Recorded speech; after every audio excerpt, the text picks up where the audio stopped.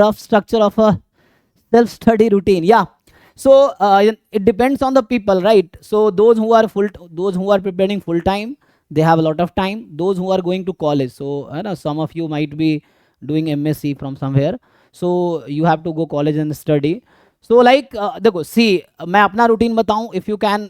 It's not like कि मैं आपको दिखाना चाहता हूं मैं बहुत हूं, बट आपको मैं जेन्युइनली बताता हूं. मैं अभी कॉलेज में प्रोफेसर हूं. I do 9 to 5 job there. 6 PM I start teaching here only. 6 बजे से 11 बजे तक मेरे रेगुलर बैचेस हैं. 11 से 12 डाउट क्लास लेता हूं मैं, और वो 12 बजे वाली क्लास कभी 1 बजे तक चली जाती है. Like I start taking doubt class at 11 PM at night. Then since one by one I can solve problems, like there are a lot of students, suppose you are there, so I will solve one question from one student, second from second, and so on. So until I finish the questions of all students I cannot stop.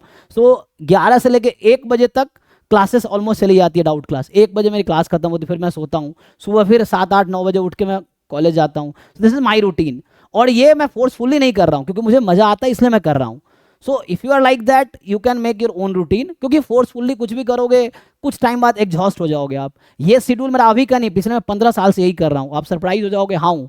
सो मैं 2010 से ही tuition पढ़ा रहा हूँ. मतलब 2010 में जब मैं 10th पास किया था, तब से ही मैं घर से पैसे 1 रुपये नहीं लिए, और तब से मैं शाम में ट्यूशन पढ़ाता रहा हूँ आज तक. अभी भी चल रहा है. मैं प्रोफेसर बन गया हूँ, स्टिल में ये चल रहा है मेरा रूटीन.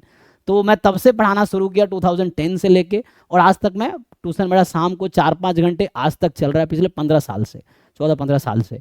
तो मतलब वो उसके लिए है ना, आपको कहना वो जुनून चाहिए या इंटरेस्ट चाहिए या जो भी है, मजबूरी है, तो जो भी वजह था, बट ये है. तो उसमें सक्सेसफुल होना ही है ना. जो इतना मेहनत कर सकता है या कर रहा है, तो उसको सक्सेसफुल होना ही है, क्योंकि यही चाहिए ना.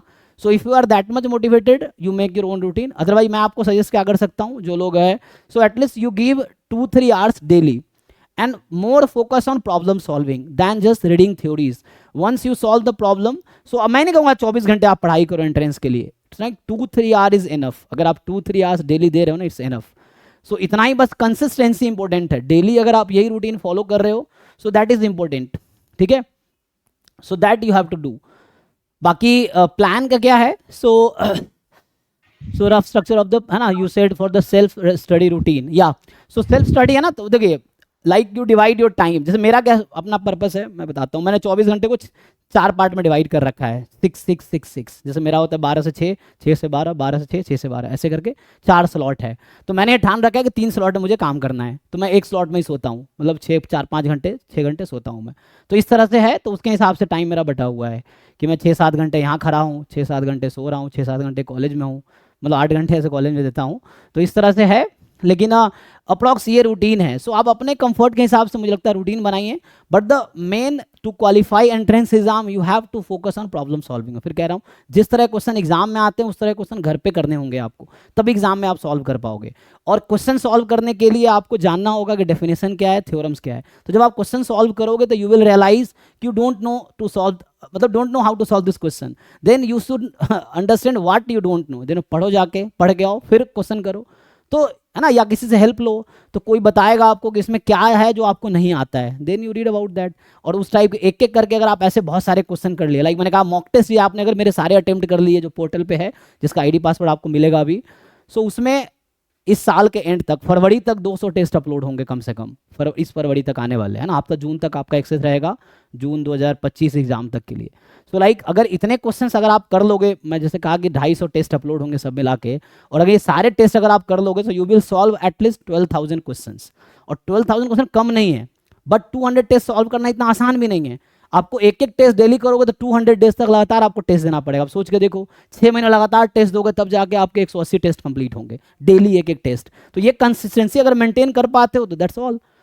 यही तो चाहिए, consistency, regular. So plan is that you decide, समय को डिवाइड करो, किस टाइम पे क्या करोगे फिक्स कर लो, और डेली वही करो.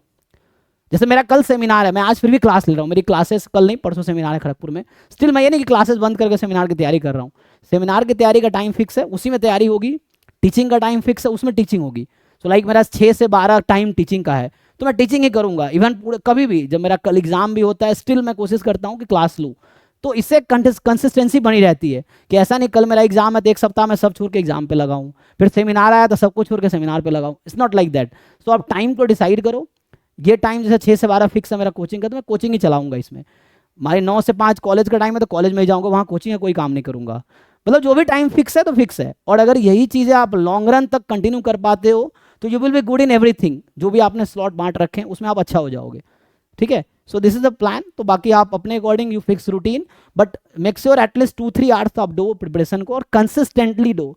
इट्स नॉट कि आज जोश आया तो आज 10 घंटे पढ़ दिए, एक सप्ताह सो गए, फिर 10 घंटे पढ़े, तो इससे कुछ फायदा नहीं होगा। तो you have to make plan and then execute it regularly. तो 24 घंटे को आप डिवाइड कर लो, किस टाइम आप क्या करोगे। लाइक जैसे सिलेबस में आपको प्रॉब्लम है तो फर्स्ट आप सिलेबस कंप्लीट करो। जैसे डेफिनेशन से नहीं पता आपको रैंडम वेरिएबल क्या है या प्रोबेबिलिटी निकालते कैसे हैं, या कोई भी चीज़ सीक्वेंस क्या होता है, कन्वर्जेंस क्या होता है, पता ही नहीं है, तो how will you check convergence. तो ये सब आपको जानना पड़ेगा उसके लिए। तो डेफिनेशन थ्योरम्स जानने पड़ेंगे आपको, देन यू सॉल्व प्रॉब्लम्स।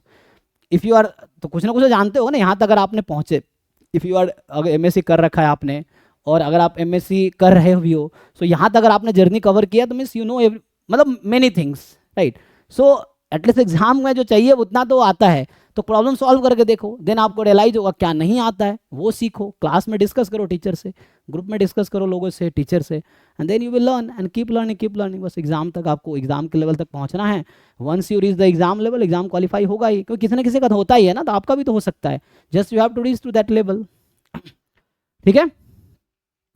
ठीक है, तो प्लान का ये है कि स्टडी आप टाइम डिवाइड कर लो एंड यू फिक्स टाइम कि ये मैं इसमें थ्योरी पढ़ूंगी, इसमें प्रॉब्लम सॉल्व करूंगी, इसमें टेस्ट सॉल्व करना है, इसमें असाइनमेंट सॉल्व। आपको असाइनमेंट ड्राइव का एक्सेस आप लोगों के पास होगा। देखो ड्राइव में इतने क्वेश्चंस पड़े हुए हैं, उससे 15 से 20 हज़ार क्वेश्चन तो ड्राइव में भी है। अगर आप असाइनमेंट सॉल्व करो, डीपीपी सॉल्व करते जाओ तो so they are lot of material हमारे पास है। लेकिन जरूरत है आपको वन बाई वन। जैसे बच्चा बोलता है सर बहुत सारी चीज़ें करने को, अब समझ नहीं आ रहा क्या करे, तो आप सब मत करो, एक चीज़ स्टार्ट करो, first do that, then start second thing, do that, start third thing, do that, one by one, एक एक करके एक साल में बहुत कुछ हो जाएगा। इट्स नॉट लाइक कि एक दिन उठे सब हो जाएगा। तो आपको एक प्लान बनाना है अपने स्ट्रेंथ वीकनेस के अकॉर्डिंग, कि आपको प्रॉब्लम सॉल्विंग पे काम करना है। प्रॉब्लम सॉल्विंग नहीं हो रही, क्वेश्चन सॉल्व ही नहीं हो रहा है, तो आपको पकड़ना है कि ऐसा क्या प्रॉब्लम, क्यों सॉल्व नहीं हो रहा है। तो उसके थ्योरीज पढ़ो एक बारी, वीडियोज़, अगर मेरा वीडियोज़ अवेलेबल है वीडियोज़ देखो आप उससे, या लाइव क्लास में आप टीचर से डिस्कस करो, डाउट क्लास में डिस्कस करो, then you will get to learn, ठीक है ना। सो तो रूटीन इज दिस, आप फिक्स कर लो ना। जैसे मैं तो अपना बताया कि मैं क्या करता हूँ, है ना। मेरा टीचिंग का मतलब कॉलेज में टाइम फिक्स है, कोचिंग का टाइम फिक्स है, बाकी टाइम फिक्स है, तो उसको मैं डेली रिपीट कर रहा हूँ, बहुत सालों से रिपीट कर रहा हूँ, तो उसमें कोई दिक्कत नहीं आती है ना।